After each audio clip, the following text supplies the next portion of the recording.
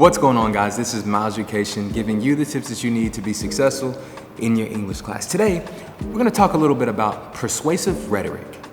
Stay tuned.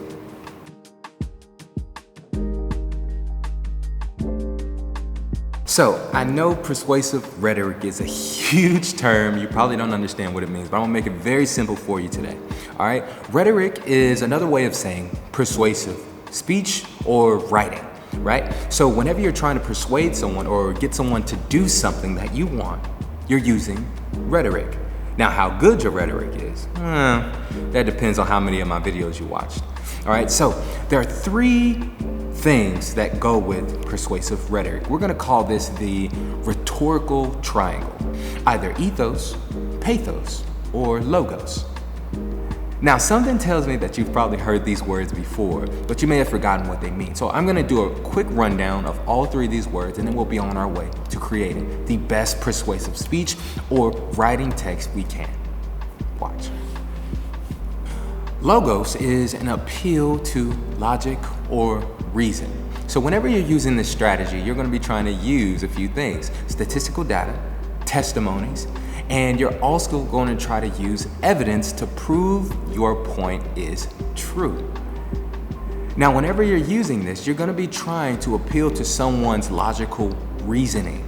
So you don't want to play on emotion very much. You're just trying to get the hard-earned facts to prove that you are trustworthy. Let's move on to the next one. Okay, so let's move on to ethos. Ethos is an appeal to one's character. So the author is going to rely on his own trustworthiness to show the audience that he is telling the truth. However, there's a question. How is it that an author can become trustworthy? Well, if we look at the author's experience or his resume, then we sort of get an understanding of what this author is capable of knowing or producing. So, when an audience sees that this author has reliability, they believe it. Therefore, they can be persuaded. Now here's the last one, pathos. Pathos is one's appeal to emotion.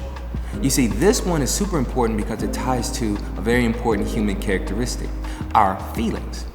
Yes, so an author, whenever they're using pathos, they will use stories to sort of promote this feeling of empathy or one's ability to feel what another person is feeling, right? To persuade you to do whatever it is that they want you to do. Now there's all three: ethos, logos, and pathos. So the question you're probably asking right now is, which one of these should I use to prove my persuasive argument? My answer is this: all of them.